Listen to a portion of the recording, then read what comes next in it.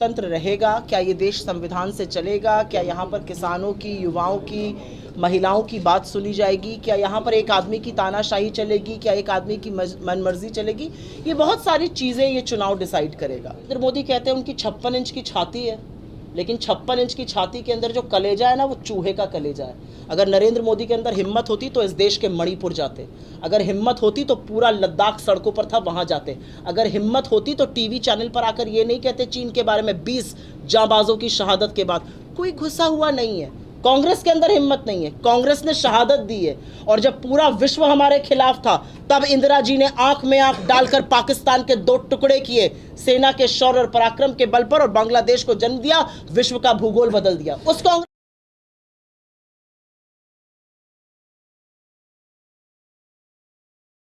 आप सबको मेरी सत श्री अकाल, मेरी नमस्कार। मैं बहुत खुश हूँ कि आज अमृतसर में हूँ। मुझे हरमंदिर साहब जाके दर्शन करने का मौका मिला और सबके लिए अमन, चैन, शांति की प्रार्थना की।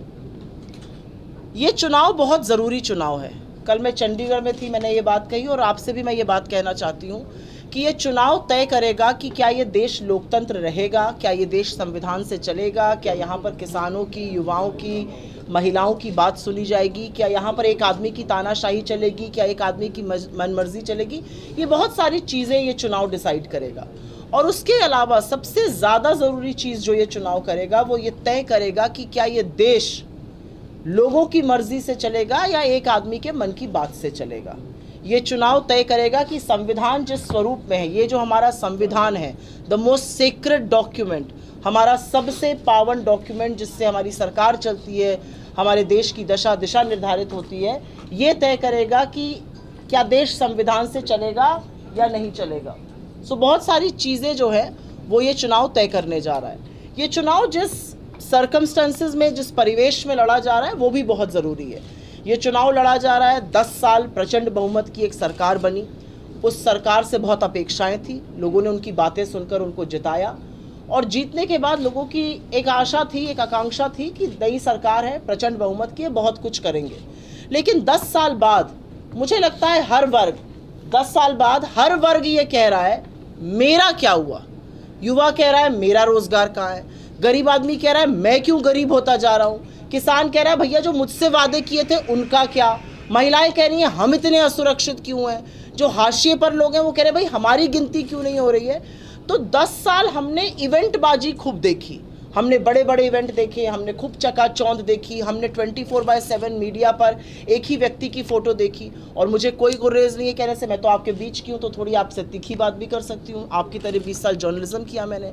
टीवी खोलिए, हर चैनल पर हर फ्रेम में मोदी जी मोदी जी मोदी जी मोदी जी। रेडियो ऑन करिए, मन की बात ही सुनाई देती है, एक ही व्यक्ति मित्रों करते सुनाई देता है। पेट्रोल पंप चले जाइए, होर्डिंग पर मोदी जी, परचून की दुकान जाइए, सामने वाली होर्डिंग पर मोदी जी, यहाँ तक कि शौचालय भी कोई जाता है पब्लिक यूरिनल तो उसके बाहर भी मोदी जी। तो ये जो एक गुब्बारा है ना, ये फूलता गया फूलता गया फूलता गया 10 साल में। लेकिन अब लोग पूछ रहे हैं कि हमने आपको बहुत विश्वास से जिताया था, और मेरा अपना मानना है कि मोदी जी को बहुत अच्छा बहुमत लोगों ने दिया था, बहुत विश्वास से जिताया था, बड़ी बड़ी बातें की थी।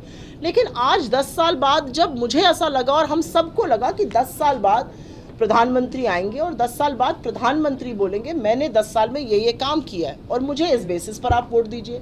लेकिन 10 साल बाद प्रधानमंत्री आते हैं, उनको मुस्लिम लीग, मीट, मटन, मछली, मुर्गा याद आता है, उनको मंगलसूत्र और भैंस याद आ जाती है। वो अडानी और अंबानी को एक टेम्पो बताने लगते हैं आपको कि बोरों में भर भर के टेम्पो में लाद लाद के काला धन बट रहा है। अरे भैया तो अडानी और अंबानी का वो टेम्पो पकड़िए।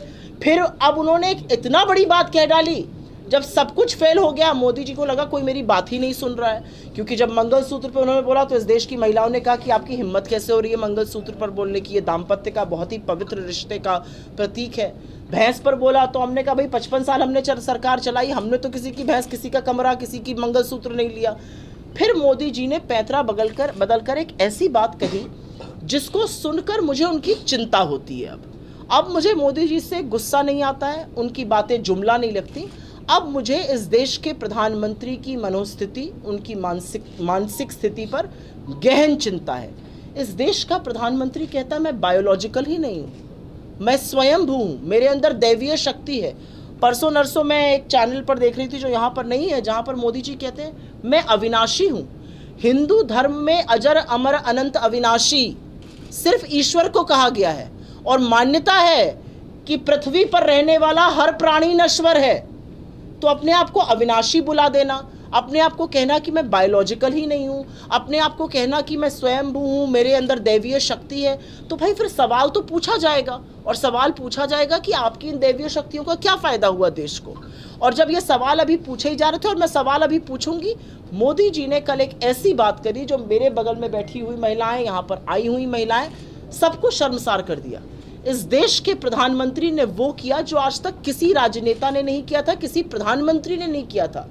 इस देश के प्रधानमंत्री ने सार्वजनिक जीवन में मंच से, चुनावी मंच से मुजरा शब्द का प्रयोग किया।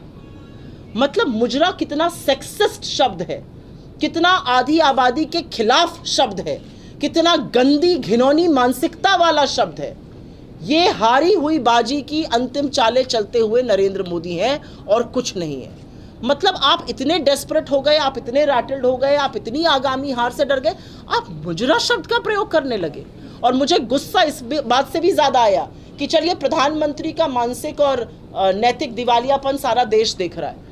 महिला मंत्री, महिला बाल विकास मंत्री, अडानी अंबानी का जब स्टेटमेंट मोदी जी ने दिया था टेम्पो वाला, तो किसी ने उसको आगे नहीं बढ़ाया था।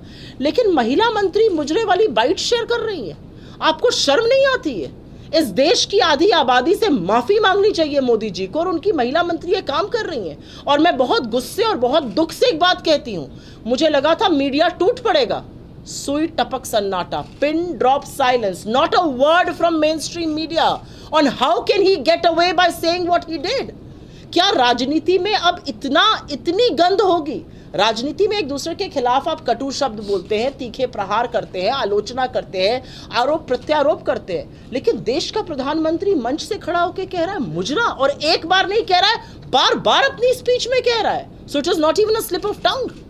मतलब मुझे वो देखकर लगा कि मोदी जी का मुझे इसलिए उन पर अब तरस आता है, मुझे उनकी चिंता है। मुझे लगता है कि वो अब सार्वजनिक जीवन में रहने योग्य नहीं है, क्योंकि कहीं पर उनकी मानसिकता जो है उसको इलाज की दुआओं की ज़रूरत है। मैं ये पूरे जिम्मेदारी से, पूरे सम्मान से और इस देश का नागरिक होने के नाते कहती हूँ। लेकिन अब मैं उस बात पर वापस जाऊँगी जो मैंने कहा था। मैंने आपसे जो बात कही थी कि भाई मोदी जी कह रहे हैं कि वो स्वयंभू हैं, वो बायोलॉजिकल नहीं है, तो आपसे क्या आशा की जाए? फिर तो आपसे बात ही नहीं की जा सकती है। फिर आप हटिए, बायोलॉजिकल पीएम आएगा कोई, वो बायोलॉजिकल पीएम जो है इस देश में रोजगार बनाएगा, इस देश में धंधा पानी शुरू करवाएगा लोगों का, इस देश में कारोबार स्थिर कराएगा, इस देश की अर्थव्यवस्था को सुधारेगा, महिलाओं को सुरक्षित करेगा, किसानों को एमएसपी देगा। है तो पूरा चुनाव बीत जाता है, लेकिन नरेंद्र मोदी मुद्दों पर बात नहीं करते हैं। और इस बात का मुझे बहुत फक्र है कि 18वीं लोकसभा का चुनाव कांग्रेस पार्टी ने, इंडिया गठबंधन ने सिर्फ और सिर्फ मुद्दों पर लड़ा। मोदी जी मटन, मीट, मछली मुर्गा करते रह गए, मुस्लिम लीग करते रह गए, मंगलसूत्र भैंस करते रह गए, अडानी अंबानी टेम्पो करते रह गए, स्वयंभू करते रह गए, मुजरे की बात करते रह गए। हम लगातार रोजगार पर, महंगाई कम करने पर, गरीबी कम करने पर, महिलाओं को सुरक्षित करने पर, किसानों का भला करने पर, मजदूरों की बहाली करने पर और हाशिए पर पड़े लोगों की गिनती करने पर अडिग रहे। और मुझे ऐसा लगता है इस चुनाव का पूरा नैरेटिव कांग्रेस पार्टी ने सेट किया। नरेंद्र मोदी जी जब उसका कोई उत्तर नहीं दे पाए, 10 साल का अपना ब्यौरा नहीं दे पाए, तो वो इस तरह की बातें करने लगे। मैं 2 मिनट आपका ज़रूर लूँगी। 48 पन्ने का ये मेरा मैनिफेस्टो है कांग्रेस पार्टी का। ये मैनिफेस्टो कमरे में बैठकर 2 लोगों की मर्जी से नहीं बना है। ये मैनिफेस्टो कन्याकुमारी से कश्मीर जब राहुल जी चले 4,500 किलोमीटर, लोगों से मिले, लोगों की बातें सुनी, लोगों की आशाएं, उनकी अपेक्षाएं, उनकी शंकाएं, उनका डर, उनका भय सुना, उनकी दिक्कतें सुनी, उसका निचोड़ ये मैनिफेस्टो है। जब उन्होंने मणिपुर से मुंबई की यात्रा की, जिस मणिपुर में प्रधानमंत्री 56 इंच की छाती होने के बाद चूहे का कलेजा है, जा नहीं पाए 1 साल में, उस मणिपुर से मुंबई में जब वो अजनबियों से मिले, युवाओं से मिले, किसानों से मिले, महिलाओं से मिले, हर उम्र हर तबके के इंसान से मिले, उसका निचोड़ ये मैनिफेस्टो है। 48 पन्नों का ये मैनिफेस्टो, 15,329 शब्द और इसके 5 स्तंभ हैं। और मैं 2 मिनट में उन स्तंभों पर ज़रूर बात करना चाहती हूँ। उसका पहला स्तंभ युवा न्याय है, जिसमें हम 30 लाख सरकारी नौकरी की बात कर रहे हैं, जिसमें हम 1 लाख सालाना स्टाइपेंड की बात कर रहे हैं डिग्री और डिप्लोमा धारक को। इसमें हम अग्निवीर जैसी उस योजना को खत्म करने की बात कर रहे हैं जो सेना का मनोबल तोड़ती है। उस योजना को खत्म करना इसलिए जरूरी है क्योंकि सुरक्षा का, राष्ट्रीय सुरक्षा का काम ठेके पर 4 साल के लिए नहीं हो सकता है। इस देश का प्रधानमंत्री 73 वर्ष का है, हर जगह होर्डिंग पे आपसे 5 साल और मांग रहा है, लेकिन 24 साल के लड़के को बोल रहा है तुम रिटायर होके घर बैठ जाओ। ये कौन सा न्याय है? किसने आपको हक दिया कि आप करोड़ों युवाओं के सपने तोड़ दीजिए? सुबह 4 बजे से मैं यूपी से हूँ, मेरा घर जंगल के पास है, इतने लड़के जंगल की तरफ दौड़ते थे, मैं जाती हूँ अब कोई मुझे नहीं दिखता है, क्योंकि सबको लगता है अग्निवीर ने सबके सपने चकनाचूर कर दिए। हम अग्निवीर को खत्म करेंगे और पेपर लीक के खिलाफ एक बहुत संगीन कानून बनाएंगे। दूसरी बात मैं करना चाहती हूँ नारी न्याय की। हमारा अपना मानना है कि महिलाओं का असुरक्षित होने का एक बहुत बड़ा कारण यह है कि महिलाएं सामाजिक स्तर पर, आर्थिक स्तर पर उनका रिप्रेजेंटेशन बहुत कम है, उनका प्रतिनिधित्व बहुत कम है। तो हमारा पहला वादा है कि जो सरकारी नौकरियां होंगी उसमें आधी नौकरियां हम महिलाओं के लिए आरक्षित करेंगे। हम गरीब महिलाओं के खाते में 1 लाख रुपए सालाना, मतलब 2500 रुपए महीना बिल्कुल खटाखट डालेंगे। जिसको इस पर आपत्ति हो वो ना करे, लेकिन 48 लाख करोड़ के गवर्नमेंट ऑफ इंडिया के बजट में 2 से 2.25 लाख करोड़ का बजट बिल्कुल निकल सकता है महिलाओं के लिए।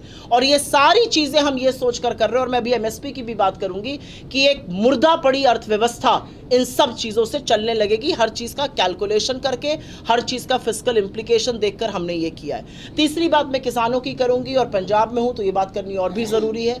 किसानों को लगातार छला गया, किसानों के लिए सड़कें खोद दी गई, उनके कीले गड़वा दी गई, 700 किसानों की शहादत हुई, किसानों को आतंकी, मवाली, नक्सली, पता नहीं क्या क्या कहा गया। जो वादे किए थे वो निभाए नहीं गए। हमने डिसीजन लिया है कि किसान को कानूनी गारंटी देंगे एमएसपी की, कृषि को, बीज को, कीटनाशक को, पेस्टिसाइड्स को, किसी कृषि के उपक्रम को मुक्त करेंगे जीएसटी से, और किसानों का कर्जा माफ करेंगे। हमने 72,000 करोड़ 4 से 14 की जो अपनी सरकार थी उसमें माफ किया था 2009 में, और हम फिर से वो करने जा रहे हैं, क्योंकि 16 लाख करोड़ अगर ये देश किस पूंजीपतियों का माफ कर सकता है तो बिल्कुल किसानों की कर्जा माफ होनी चाहिए। चौथी बात मैं करना चाहती हूँ श्रमिकों की। इस देश के श्रमिक जो इस देश की इमारतों को, इस देश की नींव को, इस देश के भविष्य को बनाते हैं अपने हाथों से, उनकी क्या सामाजिक सुरक्षा है? मैं आज अमृतसर में बैठी हूँ। अमृतसर में भी बहुत जोमेटो, स्विगी, ब्लिंकिट ऐसी चीज़ें चलती हैं। ये गिग इकोनॉमी एक नई है, बहुत से लोग यहाँ पे काम करते हैं। अगर उनमें से किसी के पैर में कल को चोट आ जाए, उसके घर वालों का क्या होगा? वो 6 महीने बिस्तर पे कहाँ से कमाएंगे, खाएंगे वो लोग? तो एक गिग इकोनॉमी जो बड़ी बन रही है, उबर, ओला, ऐसे लोग जो उसमें आ रहे हैं, उनके लिए एक सामाजिक सुरक्षा का कानून हम लोग बनाएंगे। हम मनरेगा का मानदेय 400 रुपये प्रतिदिन करने जा रहे हैं, क्योंकि मनरेगा और खाद्य सुरक्षा अधिनियम वो 2 चीज़ें थी जिन्होंने इस देश को संभाले रखा कोविड काल में भी।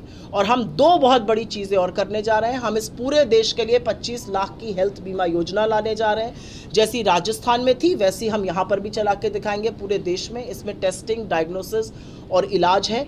और दूसरा हमारा बड़ा जो एक देशव्यापी तौर पे हम करने जा रहे हैं, हम 5 किलो राशन को खाद्य सुरक्षा अधिनियम के अंतर्गत जो मिल रहा है उसको 10 किलो करेंगे। ये हम कर्नाटका में और तेलंगाना में करते हैं, और इसकी ज़रूरत पूरे देश में है। और अंत में मैं बात करना चाहती हूँ भागीदारी की, हिस्सेदारी न्याय की, जो हमारा 5वां बड़ा स्तंभ है। हिस्सेदारी जब तक लोगों की नहीं होगी, जब तक पिछड़ों की, आदिवासियों की, दलितों की और गरीब सामान्य वर्ग की, even so called upper caste, general caste के जो गरीब लोग हैं, अगर उनकी हिस्सेदारी नहीं होगी तो ये देश समृद्ध नहीं बनेगा। और उनकी हिस्सेदारी तभी होगी जब आपको पता चलेगा कितने लोग हैं, उनके पास क्या है, उनके क्या संसाधन है। और अभी तक वो पता नहीं चल पाया है, क्योंकि 2011 के बाद से कोई जनगणना नहीं हुई है। कोरोना के बाद विश्व के हर बड़े देश ने सेंसस किया। हम कहते रह गए कास्ट सेंसस कराइए, नरेंद्र मोदी उसके लिए तैयार नहीं हुए। इसलिए आर्थिक और सामाजिक जनगणना होनी जरूरी है, जिससे जो खाई गरीबों और अमीरों के बीच में बन रही है। 1600 करोड़ रुपए एक व्यक्ति कमा रहा है देश का रोजाना, और किसान 27 रुपए रोज पर औसतन है। किसान को उसके एमएसपी का दाम नहीं है, लेकिन 1600 करोड़ मित्रों का माफ है। मुझे लगता है इन सब चीजों को देखते हुए जरूर चीज़ें ऐसी होनी चाहिए जिससे गरीब के ऊपर जो महंगाई का कहर है, जो बेरोजगारी से गरीब परेशान है, वो उसको कुछ राहत मिले, उसके भले का कुछ काम हो। इन सब चीज़ों को मद्देनज़र रखते हुए ये हमारा मैनिफेस्टो है। मैं ये दावे के साथ कह सकती हूँ कि 6 चरण का चुनाव हो गया है, और अब जब हम 7वें चरण की ओर जा रहे हैं, पंजाब में बड़ा चुनाव होगा, उत्तर प्रदेश के कुछ जगहों पे होगा, बिहार बचा है, अभी काफ़ी सारी जगहें बची हैं। मैं 6 चरण के बाद ये कह सकती हूं कि 4 जून को इंडिया गठबंधन की सरकार बनेगी। वो सरकार बनेगी जिसमें लोगों की बात सुनी जाएगी, लोगों की अपेक्षाएं और लोगों का प्रतिनिधित्व दिखेगा। एक आदमी के मन की बात से ये देश उकता चुका है और ये मैसेज हमें साउथ के स्टेट से, ये मैसेज हमें नॉर्थ की स्टेट से और तमामों ऐसी जगहों से मिला जहां पर लोग बदलाव के लिए पूरी तरह से तैयार हैं। जाति के नाम पे वोट, अच्छा पता ही कौन मांग रहा है? आपको तो बेहतर पता होना चाहिए कौन मांग रहा है। तो आपके सवाल का साधुवाद कि आप अभी भी चिंता कर रहे हैं उन मुद्दों की जिन पर चुनाव लड़ा जाना चाहिए, और इसीलिए हम बेरोजगारी की, हम महंगाई की, हम आर्थिक असमानता की। और आपका कहना बिल्कुल ठीक है, मैं जर्नलिस्ट थी, 1 रुपए पेट्रोल का दाम बढ़ता था, 3-3 दिन डिबेट होते थे टीवी चैनल पर। आज पेट्रोल 100 के पार है, जबकि कच्चे तेल का दाम $70 प्रति बैरल है। हमारे टाइम पर $150 प्रति बैरल होता था। कोई पूछ नहीं रहा है, क्यों नहीं पूछ रहे? आज इतना जीएसटी है कि आटा, दही, पढ़ाई, दवाई सब पर जीएसटी है। क्यों जीएसटी है भाई? मतलब बड़ी मुश्किल से हरमंदर साहब का लंगर का जीएसटी हटा, नहीं तो उस पर भी जीएसटी लग गया था। तो मेरा अपना मानना है कि मुद्दा विहीन राजनीति करने का काम भारतीय जनता पार्टी ने किया है। आपने एक बात बोली 60 पर नहीं था, 58 पर हमने इनको रुपया दिया था 26 मई 2014 को, जिस दिन ये प्रधानमंत्री बने थे। रुपया 84 के पार पहुंच गया है। तो मेरा अपना मानना है, हो सकता है मोदी जी को शतक का शौक हो, जैसे पेट्रोल की सेंचुरी लगाई, हो सकता है रुपए की भी लगाना चाहते हो। जिस तरह से बड़े बड़े वादे किए गए थे वो पूरे नहीं हुए। 10 साल जनता ने आपको वक्त दिया, लेकिन अब जनता अपने मुद्दे की बात करना चाहती है। अपनी थाली का जो दाम बढ़ रहा है, अपने जो बच्चे बेरोजगार दिख रहे हैं, जो आय कम हो रही है, उस पर जनता चर्चा करना चाहती है। और मुझे लगता है अंततोगत्वा चुनाव उसी पर जाकर होगा। मैं 2-4 बातें यहाँ पर कहना चाहती हूँ। आपके सवालों में बहुत सारे सवाल हैं। पहला सवाल जो आपने पूछा, मैं इस बात से सहमत नहीं हूँ कि सोशल मीडिया पे उनका कैप्चर है। एक ज़माना था जो टोटल कैप्चर था। आज सोशल मीडिया का नैरेटिव कांग्रेस पार्टी सेट करती है और मुझे इसमें कोई गुर्रेज नहीं है कहने में कि हम नैरेटिव सेट करते हैं और वो रिस्पॉन्ड करते हैं, चाहे वो अपने घटिया वीडियो से करें, चाहे अपने घटिया पोस्ट से करें, क्योंकि उतनी ही सोच है। जब प्रधानमंत्री मुजरा बोल रहा है तो आईटी डिपार्टमेंट क्या बोलेगा ये आप अच्छी तरह से जान सकते हो, उतनी ही छोटी सोच है उनकी। तो मेरा अपना मानना है कि एक ज़माना था जब वो बहुत डोमिनेट करते थे, फिर उनको मुँह की खानी पड़ी। और हमने, क्योंकि उनकी सोशल मीडिया नहीं है, उनकी सोशल मीडिया एक फेक न्यूज़ फैक्ट्री है और हमारी सोशल मीडिया एक IT cell, digital platform social media team है। हम एक भी फेक न्यूज़ नहीं चलाते हैं, एक भी झूठ नहीं बोलते हैं, एक भी गलत बात नहीं करते, तथ्यों पर आपको हम पूरी तरह से घेरते हैं। तो मैं इस बात से सहमत नहीं हूँ। दूसरी बात आपने जो कही, और वो बिल्कुल सही बात है, कि जो मीडिया की स्पेस है, जो मेन स्ट्रीम हिंदुस्तान का मीडिया है, उसमें विपक्ष के लिए बहुत कम जगह है। हमारी इतनी बड़ी यात्रा हुई, मुझे लगता है आज़ाद हिंदुस्तान में भारत जोड़ो यात्रा या भारत जोड़ो न्याय यात्रा के जैसा कोई मास कॉन्टैक्ट प्रोग्राम ही नहीं हुआ, और उसको ब्लैकआउट करने का काम मेन स्ट्रीम मीडिया ने करा। वो तो जब वो इतना चल गया तो फिर वो भी नहीं कर पाए, उनको भी दिखाना पड़ा। तो मेरा अपना मानना है कि मेन स्ट्रीम मीडिया जो है वो ज़्यादातर मोदी जी का चीयर लीडर है। Main stream media Modi ji से चुनाव के दौरान इंटरव्यू में पूछ रहा है, आप इतने फ्रेश कैसे दिख रहे हैं, आप इतनी रैली कैसे कर लेते हैं, कहाँ से ये शक्ति आती है। मेन स्ट्रीम मीडिया उनसे पूछ रहा है कुछ रेड बुल वगैरह पीते हैं क्या, ये मेन स्ट्रीम मीडिया के सवाल है। मेन स्ट्रीम मीडिया उनसे ये नहीं पूछ रहा है कि आप मणिपुर क्यों नहीं गए 1 साल से, या वो ये नहीं पूछ रहा कि आप तो कहते थे चीन को लाल आग दिखाएंगे, चीन तो आपके घर में बैठा हुआ है, सारा लद्दाख ये बात कह रहा है। वो उनसे ये नहीं कह रहा कि भाई 20 करोड़ जो रोजगार थे वो कहाँ है, उसका हिसाब दीजिए। तो मुझे ऐसा लगता है कि जो राहुल जी ने भारत जोड़ो यात्रा करी या भारत जोड़ो न्याय यात्रा करी, जो हमारी मैसेजिंग है वो डायरेक्ट पीपल पर हम जा रहे हैं। हम जो मास कॉन्टैक्ट प्रोग्राम्स भी अपने कर रहे हैं, जो हम शहर शहर जाके रैली कर रहे हैं, जो हम जाके इस तरह के आयोजन कर रहे हैं, जो अभी यहाँ पर भी एक होने जा रहा है, वो इसलिए कर रहे हैं क्योंकि हम डायरेक्ट लोगों से संवाद करें। और मेरा अपना मानना है कि मैसेजिंग वो स्ट्रांग होती है जो लोगों की बात करे। आप सोशल मीडिया की बात कर रहे हैं, उनके ऐड दिख रहे हैं, पैसा डाल दीजिए आप, बीजेपी से ज़्यादा आपके ऐड दिखने लगेंगे, आपके चेहरे नरेंद्र मोदी से ज़्यादा दिखेंगे। लेकिन आपको पता है असलियत क्या है? नरेंद्र मोदी जी के सोशल मीडिया पर राहुल गांधी जी से कई गुना ज़्यादा फॉलोवर हैं। नरेंद्र मोदी जी को देखते हैं 4 लोग लाइव, राहुल गांधी जी को देखते हैं 4 लाख लोग लाइव। ऐसा क्यों है? सोशल मीडिया पर, ट्विटर पे, फेसबुक पे, यूट्यूब पे, इंस्टा पे बीजेपी के हमसे कई गुना ज़्यादा फॉलोवर हैं। हमारा एंगेजमेंट रेट उनसे 5, 6, 7 गुना है। ऐसा क्यों है? क्योंकि हम लोगों की बात कर रहे हैं, लोगों के मुद्दे की बात कर रहे हैं। लोग ना एक लिमिट के बाद लोग ज्ञान नहीं चाहते हैं। लोग कहते हैं बस करो, हमारी बात करो, मेरे घर आए हैं वोट मांगने, मेरी बात करिए, मेरा क्या हुआ 10 साल में। और मुझे लगता है वो होता हुआ दिख रहा है। जी। मुझे लगता है देश ही की नहीं पूरे विश्व की राजनीति उस तरफ जा रही है। गवर्नमेंट्स को ज़्यादा अकाउंटेबल होना पड़ेगा। आज जो अनरेस्ट हम छोटे शहरों में, गांव देहातों में या बड़े शहरों में, मेट्रोज में देख रहे हैं लोगों में, वो इसलिए भी है क्योंकि लोगों को लगता है कि हम जनता हैं, हम आपकी प्रजा नहीं है कि आपका जो मन में आएगा आप बोलेंगे और एक तरफा कम्युनिकेशन होगा। तो मुझे लगता है कि जो आपकी बात है कि मैनिफेस्टो का कितना इंप्लीमेंटेशन हो रहा है, कितना नहीं हो रहा है, बिल्कुल जनता इस पर नब्ज रखती है। मैं आपको छोटा सा एक वाक्य देती हूँ। हमने कर्नाटका में चुनाव जीता, हमारी 5 बड़ी गारंटी थी, उनके बेसिस पर जीता हमने कर्नाटका में चुनाव, और कर्नाटका में वो चुनाव जीतकर हमने वो सारी गारंटीज लागू करी। उस गारंटी को लागू करने का नतीजा है कि लोगों को लगता है हमने अपना मैनिफेस्टो इंप्लीमेंट किया। वो देखते हैं कौन कौन सी स्कीम्स थी, और आज हम कर्नाटका स्वीप करने जा रहे हैं, या तेलंगाना स्वीप करने जा रहे हैं, या हिमाचल स्वीप करने जा रहे हैं। तो बिल्कुल आपकी बात से मैं सहमत हूं कि governance has to be more accountable. People want to know what did you promise, what did you do. इसीलिए तो लोग आज पूछ रहे हैं कि 15 लाख कहाँ है, कहाँ है 20 करोड़ रोजगार, कहाँ है 100 स्मार्ट सिटी, क्यों रुपया और डॉलर एक नहीं है, क्यों पेट्रोल और डीजल 35 पे नहीं बिक रहा है, क्यों किसानों की आय दुगनी नहीं हुई है, क्यों चीन को आप लाल आंख नहीं दिखा रहे। ये सारी बातें बोली गई थी, लेकिन इनमें से कुछ हुआ नहीं। तो यही सवाल तो लोग पूछ रहे हैं। होता है कि जो मैनिफेस्टो होता है या हमारा जिसको हम न्याय पत्र कह रहे हैं, ये एक पॉलिटिकल कंसेंसस से बना एक डॉक्यूमेंट है। इसका जो प्रूफ ऑफ द पुडिंग जिसको कहा जाता है, इसका सक्सेस या इसका फेलियर होगा कि हम इसको कितना इम्प्लीमेंट करेंगे। और जनता बहुत जागरूक है। अगर आप इम्प्लीमेंट करिएगा तो जनता आपको रिपीट करेगी, अगर आप इम्प्लीमेंट करिएगा तो जनता आपको उसका फायदा दिखाएगी, अगर आप नहीं करिएगा तो यही जनता आपको खदेड़ भी देती है। आज कर्नाटका में हमारा अपर हैंड क्यों है? आज कर्नाटका में जहां पर बीजेपी की ज्यादा सीटें थी लोकसभा की, हम क्यों स्वीप करने जा रहे हैं? क्योंकि हमारी सरकार ने वो करके दिखाया है। I don't think political parties can make legal documents.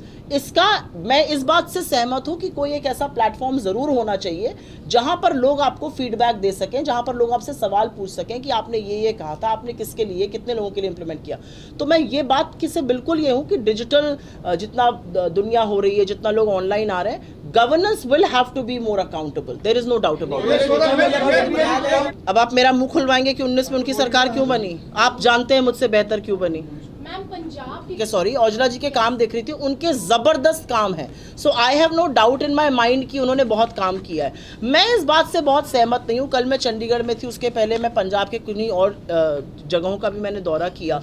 मैं बहुत आश्वस्त हूँ कि पंजाब इस बार हमें अच्छे नंबर से जिताएगा, और इसलिए आश्वस्त हूँ बिकॉज नेशनल इलेक्शन जो होता है वहाँ पर लोग ये समझते हैं कि issues of national security, issues of economic policy, issues of governance, issues जो कि large scale employment, large scale measures जिससे टैक्सेशन का बर्डन कम हो, जिससे महंगाई में रोका है, ये राज्य सरकारें या छोटी पार्टियां नहीं कर सकते। ये जो काम है ये बड़े दल पैन इंडिया पार्टीज कर सकती हैं। ये पॉलिटिकल पार्टीज जो नेशनल पॉलिटिकल पार्टीज हैं वो कर सकती हैं, और उसमें हमारा और बीजेपी का मुकाबला है। उसमें मैडम पंजाब में सवाल है, मैं 2 तरह से इसको आंसर करना चाहूँगी। एक तो मैं कांग्रेस की प्रवक्ता हूँ और मेंबर हूँ, तो मैं उस तरह से, और दूसरा I am a mother of young children, 1 pre adult and 1 adult. I think drug का मेनेस सिर्फ पंजाब में नहीं पूरे देश में भयंकर है, और मुझे ऐसा लगता है ये समस्या सिर्फ पंजाब की अब नहीं रह गई है। आप ड्रोन की बात कर रहे हैं, जो मुद्रा एयरपोर्ट पर भर भर के पकड़ी जा रही है ड्रग्स, ये कहाँ से आ रही है? और सरकार ने पिछले 10 साल में, हमने तमाम प्रेस कॉन्फ्रेंसेस करी, तमाम हमारे एमपीज ने इस मसले को उठाया पार्लियामेंट में, सरकार इस पर बोलने को तैयार नहीं है, जवाबदेह नहीं है। मतलब जब तक आप इशू के जेनेसिस पर नहीं जाइएगा, आप उसका निवारण कैसे करिएगा? लेकिन मेरा अपना मानना है कि किसी भी इशू को एक तरफा नहीं देखना चाहिए। यूथ ड्रग ले रहा है, यूथ ड्रग क्यों ले रहा है? यूथ आज ड्रग क्यों लेने पर मजबूर है? क्योंकि यूथ के पास गेनफुल एम्प्लॉयमेंट नहीं है। कोई भी यूथ, किसी भी समाज में अगर अराजकता बढ़ती है, गुंडागर्दी बढ़ती है, ड्रग्स की प्रॉब्लम बढ़ती है, चोरी चमारी बढ़ती है, क्यों बढ़ती है? ये सब जो चोरी चकारी की हरकतें इसलिए बढ़ती हैं क्योंकि कहीं ना कहीं यूथ के पास गेनफुल एम्प्लॉयमेंट नहीं है। अगर एक यूथ गेनफुली एम्प्लॉयड है, उसने पढ़ लिख लिया, उसको उसके लायक काम मिल गया, तो उसका सारा फोकस उस पे होता है, उसका सारा फोकस करियर पे होता है, उसका फोकस अपनी फैमिली बनाने पे होता है। इक्के दुक्के ऐसे केस होते हैं जहां पर बच्चों को एडिक्शन हो जाता है, और उसमें बिल्कुल समाज के तौर पर, माँ बाप के तौर पर, पॉलिटिकल पार्टीज के तौर पर हमें बिल्कुल उनका रिंग फेंसिंग, प्रोटेक्शन करना चाहिए। लेकिन मेरा अपना मानना है कि ये 2 चीज़ें जुदा नहीं है। ये दो चीजें एक्चुअली पैरेलल हैं, and these lines meet at a point, and the meeting point of these lines is that because as governance we have failed to create employment opportunities for our youth, because we have kept a large sections of our youth unemployed, ये menace और बढ़ रहा है। और मैं आपको एक बात और बता दूं, हिंदुस्तान विश्व का सबसे युवा राष्ट्र है, 65% हमारी आबादी 35 साल से कम उम्र की है। कहीं पर भी आप पत्थर मारिए, सबसे बड़ा इशू है अनएम्प्लॉयमेंट, बेरोजगारी बेरोजगारी बेरोजगारी, उसकी कोई चर्चा ही नहीं है। पूरा चुनाव बीत गया, मैंने एक भी बीजेपी के नेता और प्रधानमंत्री को रोजगार शब्द ही बोलते हुए नहीं देखा। तो कहीं ना कहीं प्रायोरिटीज जो हैं वो इस सरकार की गलत है, और मुझे लगता है हम जब आएंगे तो हमारी प्रायोरिटीज जो हैं वो यूथ और इस तरह की ड्रग मेनेस को कंट्रोल करना जरूर होना चाहिए। कानून के अनुसार सही है और ना हिंदू धर्म के अनुसार सही है। ये हिंदू धर्म एक सनातन धर्म है, हमारी संस्कृति 5000 साल पुरानी है, हमारे वेद पुराण हमारे आज के जीवन को निहित करते हैं, और भगवान राम को लाने वाले ये लोग हैं। हो सकता है अगली बार भगवान राम के खुद ही अवतार अपने आप को बता दें, स्वयंभू बोल चुके हैं, नॉन बायोलॉजिकल बोल चुके हैं, दैवीय शक्ति वाला बोल चुके हैं, अविनाशी बोल चुके हैं। हो सकता है कह दें अगली बार कि मैं ही कलयुग का राम हूँ। तो मुझे ऐसा लगता है कि भगवान राम का जितना अनादर बीजेपी ने किया है, जब प्राण प्रतिष्ठा भी हो रही थी, बड़े बड़े पोस्टर मोदी जी के, छोटे छोटे पोस्टर भगवान राम के, और बीजेपी को अगर लगता है कि भगवान राम के नाम पर वोट मिल जाएगा, तो यही जनता पूछ रही है कि भगवान राम ने क्या कहा है। भगवान राम की जो रामायण है, क्या कहा है गोस्वामी तुलसीदास जी ने, दैहिक दैविक भौतिक तापा, राम राज नहीं कहूँ व्यापा। राम राज में कोई दुखी नहीं है, कोई परेशान नहीं है, कोई गरीब नहीं है। आप गरीब को और गरीब बनाइएगा, आप दलित को पिटवाइएगा बरेली में क्योंकि उसने अपने मन से वोट डाला, आप एक आदिवासी के सर पे पेशाब कराइएगा, आप किसानों को अन्नदाताओं को पिटवाइएगा, लाठियों से उनके रास्ते में कीले गड़वा दीजिएगा, और आपको लगता है कि आप राम राज्य की बात कर रहे हैं। तो मुझे लगता है कि जो श्री राम की फोटो वहां लगाई थी, वही श्री राम की फोटो इनके साथ न्याय भी करने वाली है। तो मानना है 1 साल से मणिपुर जल रहा है। आज की तारीख में, अभी as we speak, some parts of Manipur are under curfew. आज भी हजारों महिलाएं और बच्चे मणिपुर में राहत और रिलीफ कैंप में रहने को मजबूर हैं। जब राहुल गांधी जी गए मणिपुर पहली बार जून में पिछले साल, उन्होंने जो वहां पर देखा वो भयावह था। समुदाय, वो हर तरह के समुदाय से मिले, दोनों समुदायों से मिले, पीस की पहल करी, लेकिन इस देश का प्रधानमंत्री एक बार भी नहीं गया। 8500 करोड़ के 2 नए हवाई जहाज हैं मोदी जी के पास। वो ग्रीस जाएंगे, वो ब्रिटेन जाएंगे, वो साउथ अफ्रीका जाएंगे, वो अमेरिका जाएंगे, वो लंदन जाएंगे, वो फ्रांस जाएंगे, वो हर जगह जाएंगे, वो भूटान भी चले जाएंगे, वो बगल में त्रिपुरा भी चले जाएंगे। लेकिन जब पायलट को बोलते हैं मणिपुर चलो, तो उस हवाई जहाज का ईंधन खत्म हो जाता है। ये असलियत है। मणिपुर इस देश का हिस्सा नहीं है, 1 साल से जल रहा है, अपने प्रधानमंत्री का इंतजार कर रहा है। इस देश का मुखिया होता है प्रधानमंत्री, आपने वहां जाना ही जरूरी नहीं समझा। तो मेरे को लगता है कि सिर्फ मणिपुर की क्यों बात कर रहे हैं। इस देश की सबसे होनहार बेटियां, आपके बगल की हरियाणा की लड़कियां, विनेश फोगट, साक्षी मलिक, जब मेडल आया तो सबसे पहले हाथ उठा के मोदी जी वहां पे पहुंच गए फोटो खिंचाने के लिए, और जब उन लड़कियों ने यौन शोषण का आरोप लगाया तो आप आरोपी के साथ खड़े रहे। आपने आरोपी को टिकट दिया, उसके परिवार को टिकट दिया, आपने बेटियों को सड़कों पर पिटवाया। मुझे आज भी याद है, आप नए संसद का इनॉग्रेशन कर रहे थे, इन लड़कियों को बूटों के तले रौंदा जा रहा था। ये आपने बनाया है। उत्तराखंड की अंकिता भंडारी के साथ न्याय कौन करेगा? बिल्किस बानो के दोषियों को आपके लोगों ने छुड़ाया, उनको माला टीका लड्डू खिला रहे हैं, वो आज़ादी की लड़ाई जीत कर आए हैं वो आदमी। क्या बात करते हैं मोदी जी। तो मातृशक्ति के नाम पर जो वोट मांग रहे हैं, वो अगला सेंटेंस मुजरा बोलते हैं, कहते हैं मुजरा कर होना चाहिए, और एक बार नहीं 50 बार बोलते हैं। क्या हो गया है मोदी जी को? औरत को दोयम दर्जा। और मैं यहाँ पर एक बात और कहना चाहती हूँ, किसी कॉन्टेक्स्ट में मोदी जी ने 4-5 दिन पहले, और हमने इग्नोर किया, उन्होंने चूड़ियों की बात करी थी। क्या होती हैं चूड़ियाँ? चूड़ियाँ कमजोरी की निशानी है, चूड़ियाँ सशक्तिकरण की निशानी है। जो औरत हाथ में चूड़ी पहनती है वही घर चलाती है, वो देश भी चला सकती है, वो जन्मदाता है। किस तरह की बातें करते हैं मोदी जी। मोदी जी औरत को दोयम दर्जे वाली समझते हैं। औरत को दर्जा उन्होंने बनाया हुआ है, वो समझते हैं कि मुजरा, जो उन्होंने शब्द का प्रयोग किया, चूड़ियाँ जो शब्द का प्रयोग किया, ये गलत है और सर्वथा गलत है। उनके साथ कुछ गलत होता है, मेरा अपना मानना है। अगर कहीं पर भी कोई ऐसी शिकायत आती है, बिल्कुल छानबीन होनी चाहिए, पूरी अच्छी तरह से जांच होनी चाहिए, और उस औरत को न्याय मिलना चाहिए अगर उसके साथ गलत हुआ है। दूसरी तरफ से भी कुछ बड़े सारे तथ्य और वीडियो लगाए गए हैं। हम जांच एजेंसी तो है नहीं, दिल्ली पुलिस जांच कर रही है, औरत के खिलाफ अगर कुछ गलत होता है तो जांच की जिम्मेदारी जांच एजेंसीज की होती है, हम उसका पूरा समर्थन करते हैं। लेकिन औरत के खिलाफ अपराध को आप राजनीतिक चश्मे से नहीं देख सकते हैं। मैं तो जब अगर हमारी राजस्थान में सरकार थी तब भी बोलती थी वहां पर, मैं हाथरस, लखीमपुर, शाहजहांपुर पर चुप हो जाऊं, मैं उन्नाव पर चुप हो जाऊं, मैं ब्रजभूषण शरण सिंह पर चुप हो जाऊं, मैं उत्तराखंड की अंकिता भंडारी पर चुप हो जाऊं, मैं बिल्किस बानो पर चुप हो जाऊं, मैं आईआईटी बीएचयू में जो मास रेपिस्ट हैं वो बीजेपी की आईटी सेल के गुर्गे हैं उन पर चुप हो जाऊं और लपक के आ जाऊं प्रेस कॉन्फ्रेंस करने जब किसी और पार्टी का मामला हो। यही तो असलियत है मोदी जी की और उनकी महिला मंत्रियों की। और मुझे एक बात का बड़ा खेद है, अच्छा हुआ आपने याद दिला दिया, कल मोदी जी ने शब्द बोला मुजरा। मोदी जी की बाल विकास मंत्री वो उस बाइट को चला रही है ट्वीट पर, आपको शर्म नहीं आ रही है? एक महिला हो कि आपको विरोध करना चाहिए, आपको फोन करके कहना चाहिए प्रधानमंत्री जी ऐसी शब्द मत बोलिए, ये औरतों के खिलाफ होते हैं ये शब्द, ये बड़े सेक्सिस्ट शब्द हैं, ये नारी विरोधी शब्द हैं। वो बाइट चला रही हैं अपने ट्विटर हैंडल से। मतलब क्या हो गया है सरकार को और इनके लोगों को? वंदे भारत की बड़ी बड़ी बुलेट ट्रेन की बात करना है, जो आम पैसेंजर ट्रेनें वो 10-10, 12-12 घंटे लेट चल रही है, आम ट्रेनें आपने कम कर दी हैं, गाजर मूली की तरह उसमें गर्मियों में लोग भरे हुए हैं, टॉयलेट में भर के लोग यात्रा कर रहे हैं। गरीब का सबसे प्रेफर्ड और सबसे सस्ता साधन भारतीय रेल होता था, आज दिल्ली और लखनऊ के बीच की फ्लाइट 3300 रुपये की है और ट्रेन का टिकट 2200 रुपये है। ये क्या कर दिया है मोदी जी ने? तो मुझे लगता है कि भारतीय रेल को पूरी तरह से तबाह करने का, प्राइवेटाइजेशन का, सिर्फ अपने मित्रों को वहां पर मौका देने का काम नरेंद्र मोदी जी ने किया। जब बीजेपी के राष्ट्रीय अध्यक्ष खड़े होकर कहेंगे कि हम बड़े सक्षम हैं, हमें आरएसएस की ज़रूरत नहीं है, तो उनका कोर वोट कौन है? ऐसे ही थोड़ी मोहन भागवत ने स्टेटमेंट दे दिया और कहा कि कांग्रेस ने कितना बड़ी भूमिका निभाई है आज़ादी के आंदोलन में। क्यों कहा उन्होंने? क्योंकि उनको पता है कि दूध की मक्खी की तरह से बीजेपी आरएसएस को निकाल रही है। आप निकालिए, आपके द्वंद्व पर टीवी पे इंटरव्यू भले नहीं होंगे लेकिन कार्यकर्ता तो आपके लिए नहीं निकल रहे हैं। लेकिन आपने क्योंकि आंकड़ों की बात करी, दो बहुत चिंताजनक आंकड़े हैं। एक जो यकायक 11 दिन बाद वोट बढ़ जाता है, 1 करोड़ वोट बढ़ गया 4 फेजेस में। और दूसरा चिंताजनक ये है कि कई कंस्टिट्यूएंसीज में जहाँ पर वोटर बढ़े हैं, लिस्टेड वोटर्स बढ़े हैं, वहाँ पर वोटिंग पिछले चुनाव से कम हुई है।